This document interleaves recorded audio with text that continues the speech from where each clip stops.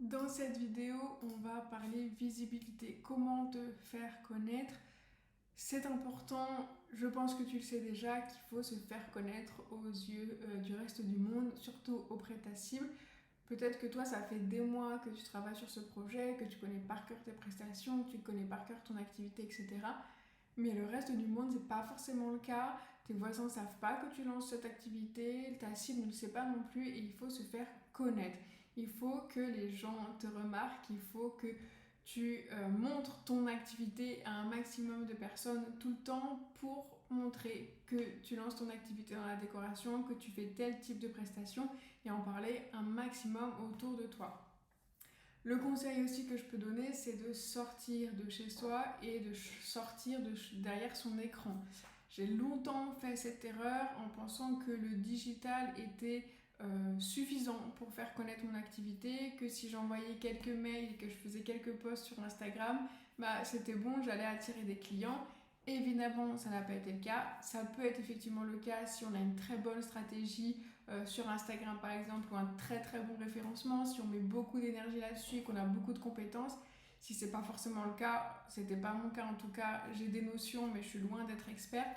Et évidemment, ce que je mettais en place n'était pas suffisant. J'avoue que c'était au départ un manque de confiance en moi, j'avais peur d'appeler des prospects, j'avais peur évidemment de déposer des cartes de visite dans des agences immobilières, j'avais peur de parler de mon activité et je me cachais un petit peu derrière mon écran en espérant que ça allait marcher. Ça n'a pas fonctionné, en tout cas pas autant que je le voulais. J'ai pu avoir effectivement un prospect grâce à un groupe Facebook, pas Instagram, mais rien de forcément très qualitatif. Ça correspondait pas forcément non plus à ma cible.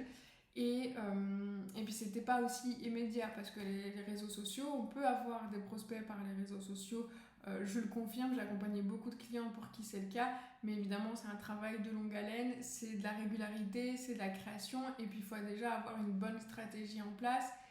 Et de toute façon, je ne conseille pas de mettre tous ses œufs dans le même panier et de travailler évidemment le digital, mais aussi le reste, c'est-à-dire le physique, c'est-à-dire le bouche à oreille, et vraiment utiliser plein de canaux différents pour attirer un maximum de personnes, pour se faire connaître un maximum de personnes. Et donc, pour être entrepreneur et pour faire découvrir son activité dans la décoration, entre autres, il faut être prête à se mettre en avant, il faut être prête à parler de son activité, il faut être prête à sortir un peu de sa zone de confort pour aller toquer aux portes des boutiques, des agences IMO, des architectes. Il faut être prête, psychologiquement, physiquement, à se mettre en avant parce que on a envie que son activité elle fonctionne, on a envie d'avoir des clients, on a envie d'avoir des projets, etc.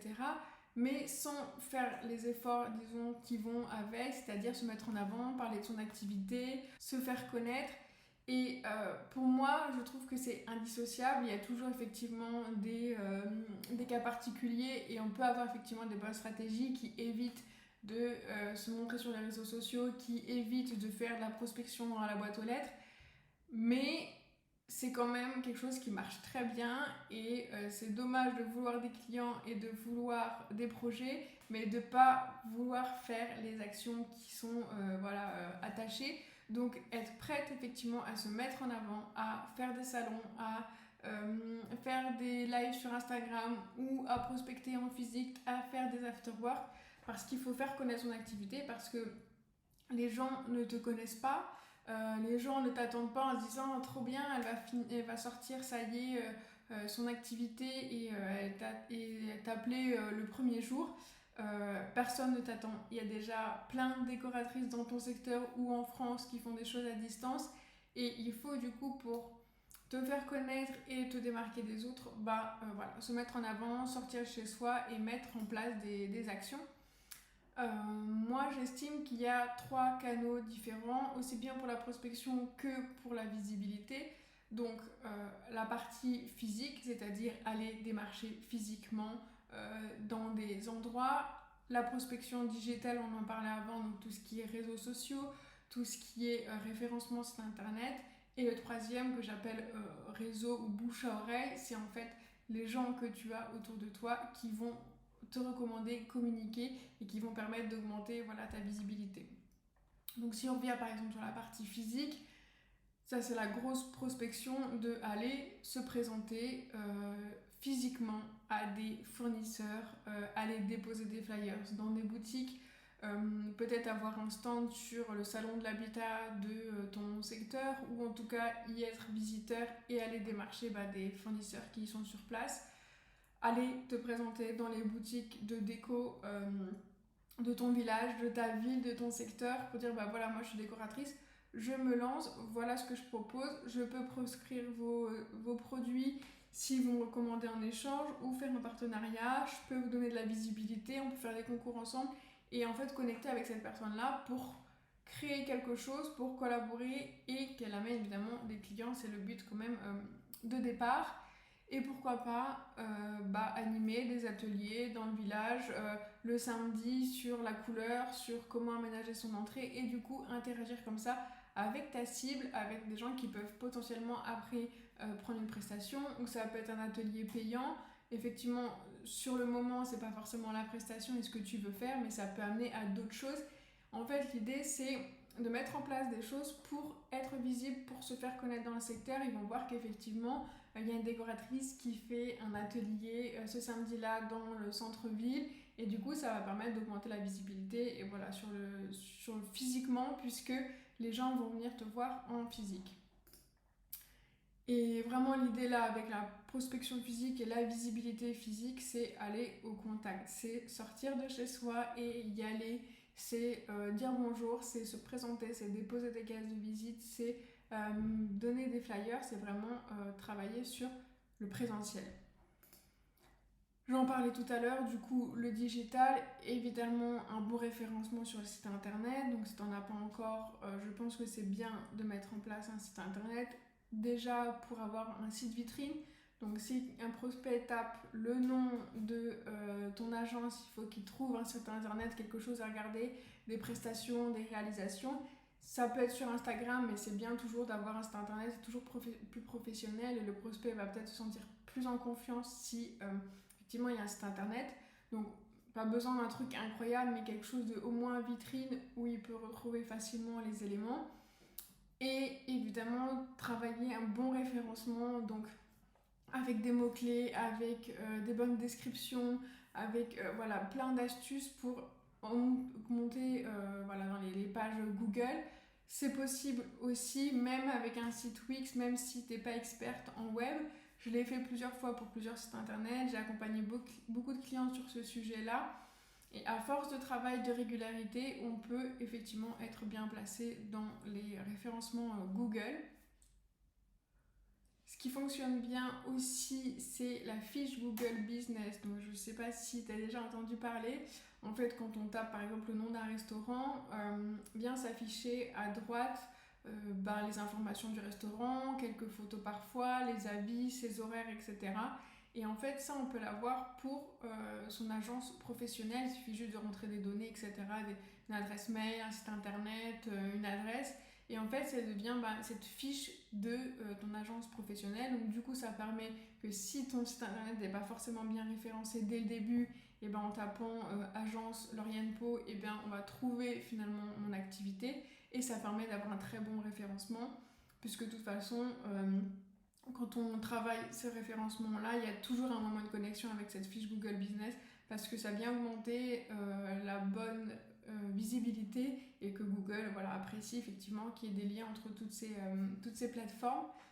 Évidemment, Instagram, ce n'est pas forcément besoin que ça soit très très développé. L'idée, c'est pas de devenir Instagrammeuse, devenir influenceuse. C'est pas la peine de poster 5 fois par semaine, mais au moins d'avoir une page vitrine, c'est-à-dire quand même une image de profil, une bonne bio, quelques stories à la une et des posts assez régulièrement pour montrer que effectivement tu as une activité, que tu proposes des prestations, que tu as quelques réalisations.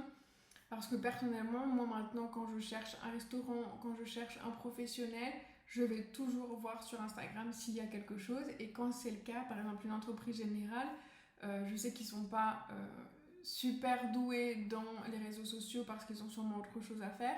Mais j'aime bien quand même qu'il y ait quelques trucs, que je vois des réalisations, des fois il y a quelques stories, et du coup ça me donne confiance parce que je vois qu'ils font l'effort, je vois leur réalisation, ce qui n'est pas forcément le cas de d'autres entreprises générales. Et je trouve que ça donne vraiment et du professionnalisme et de la visibilité et de la confiance. Donc voilà, au moins avoir une page vitrine. Après, si t'aimes bien faire de la création de contenu, si t'es prête à travailler un petit peu dessus, tu peux effectivement voilà, attirer des clients avec la prospection active, etc. Mais voilà, au moins une page et l'alimenter régulièrement. LinkedIn, si tu travailles avec des professionnels, donc par exemple si tu es spécialisé dans les professionnels de l'immobilier ou les professionnels du bien-être, LinkedIn c'est vraiment dédié aux pros, donc c'est là que tu peux aller et trouver des clients et collaborer et vraiment te faire connaître. C'est un monde un petit peu à part, ça fonctionne pas comme Instagram, mais ici il y a aussi une grosse niche et les gens sont très actifs, beaucoup plus que sur Instagram, donc il y a des commentaires, il y a des likes, il y a vraiment des interactions. Et tu peux te servir aussi de LinkedIn pour collaborer avec d'autres personnes, donc des agents immobiliers ou des boutiques ou des fournisseurs, puisque comme c'est professionnel, ils sont tous dessus et tu peux voilà, aller dénicher des collaborations. Donc tu envoies juste un message à un agent immobilier, bonjour, je suis décoratrice sur tel secteur, voici ce que je propose dans mes prestations, la visite conseil, des 3D, etc. Et voilà, venir collaborer, en tout cas discuter avec quelqu'un pour ensuite peut-être le rencontrer et créer quelque chose un petit peu plus élaboré. Et ensuite, on a Pinterest qui peut très bien fonctionner aussi, puisqu'il y a beaucoup de monde qui vont sur Pinterest, même les clients pour chercher des idées. On peut effectivement attirer des prospects par ce biais-là. Après, c'est une grosse stratégie, il faut quand même beaucoup de travail. Je ne suis pas expert du tout en Pinterest, mais je sais qu'il y a des accompagnements très bien pour justement aller chercher des prospects sur ce réseau social-là. Et enfin, on a tout ce qui est groupe Facebook dans ton secteur. Voilà, aller poster des messages. Je suis décoratrice, je me lance, je fais tel type de prestation. Allez voir aussi les forums. Voilà, ça peut être un peu démodé, mais c'est là aussi tu peux trouver ta cible, notamment si c'est des particuliers voilà, qui veulent refaire leur maison, qui veulent un conseil sur ce sujet-là, et venir un petit peu alimenter pour pouvoir connecter avec ta cible. YouTube aussi, puisque tu peux faire voilà, soit des vidéos et les gens viennent voir, soit il y a déjà des commentaires sur d'autres vidéos décoratrices et venir connecter un petit peu avec ces personnes-là. Et enfin, on a Ooze, qui est effectivement une plateforme qui est payante, qui apporte des clients, mais ça permet surtout de se faire référencer. On peut tout simplement utiliser la partie gratuite de Ooze, faire un profil. Ils sont tellement bien référencés que quand le prospect va taper ton nom, et ben grâce à Ooze, tu vas voilà, apparaître rapidement. Et enfin Malte, qui est une plateforme de mise en relation un petit peu plus freelance. Donc là, ce sera peut-être plus des petites prestations, mais ça permet d'être bien référencé et aussi de se faire connaître, pourquoi pas. L'idée, c'est quand même d'avoir des stratégies de visibilité qui correspondent à sa cible. Donc si par exemple ma cible c'est, j'en sais rien, un jeune actif, ça sera pas forcément sur LinkedIn que je vais aller chercher parce que ça sera que professionnel, parce que lui c'est pas là qu'il va chercher une décoratrice. Je vais du coup plutôt aller sur Facebook ou Instagram ou travailler le référencement. Si au contraire je veux travailler avec les agents immobiliers, effectivement Instagram c'est pertinent, Facebook je suis pas sûre, et aller à fond sur LinkedIn.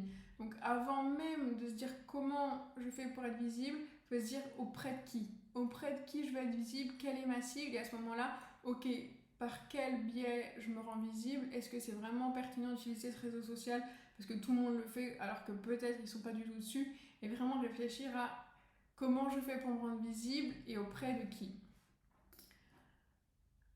Ce qui me paraît important dans tout ce qui est visibilité et notamment sur le digital, c'est d'être créative. C'est pas essayer de recopier ce que font les autres, c'est peut-être de faire des choses qui n'ont pas encore été faites dans ton secteur par exemple.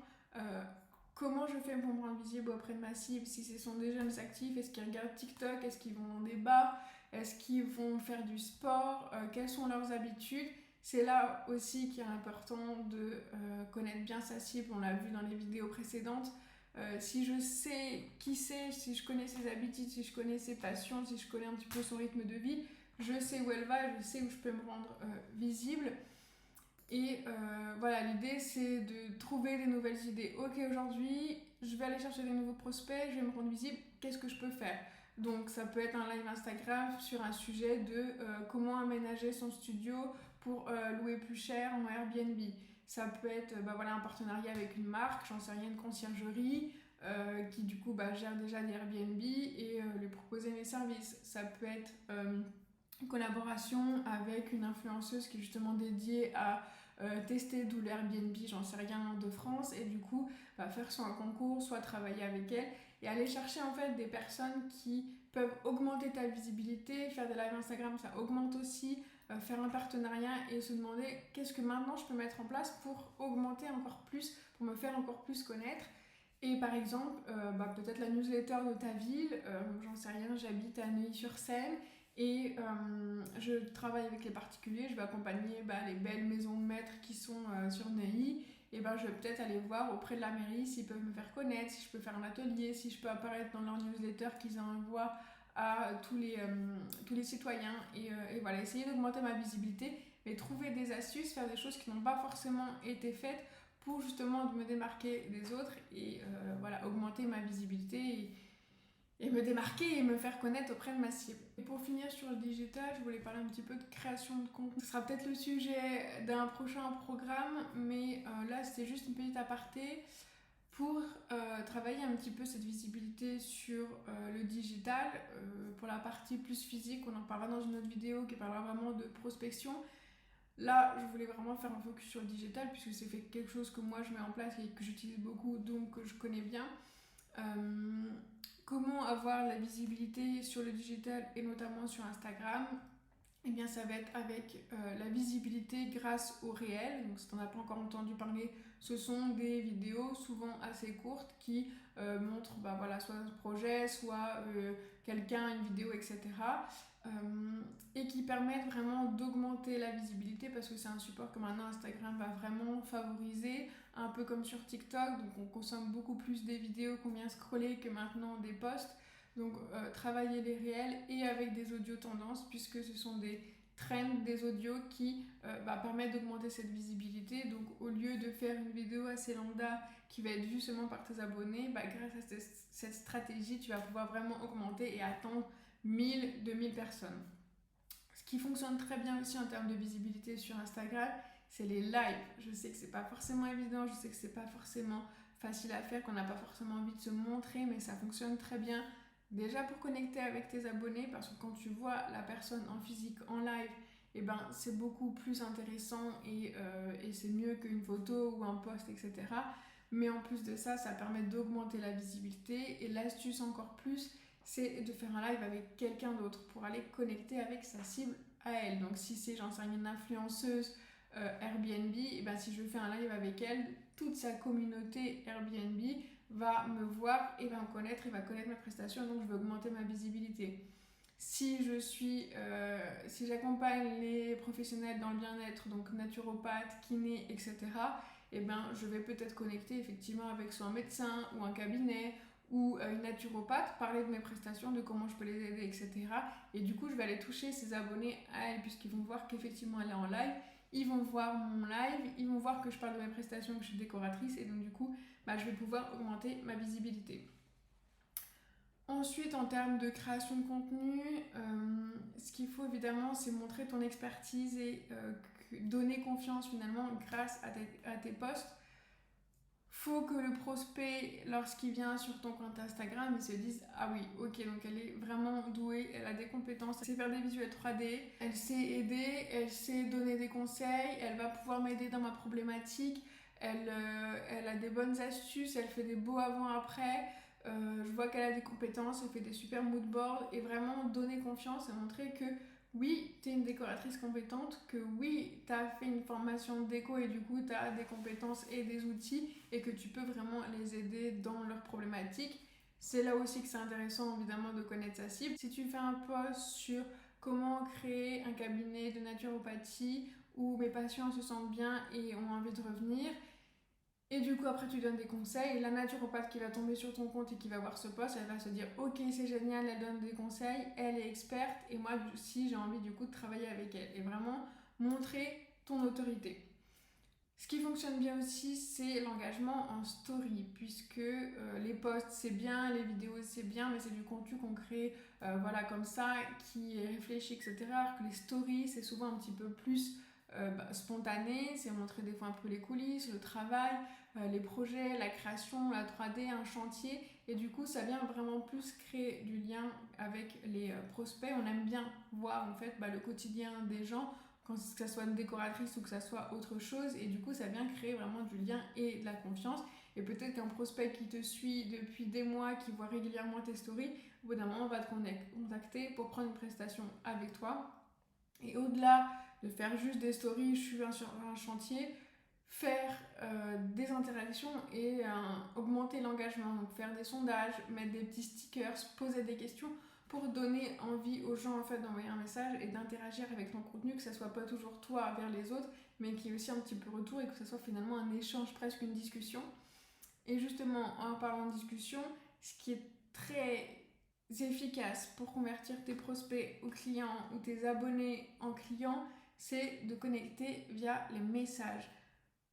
Il se passe beaucoup de choses dans mon compte Instagram, mais en off. Donc effectivement, j'interagis un petit peu en story.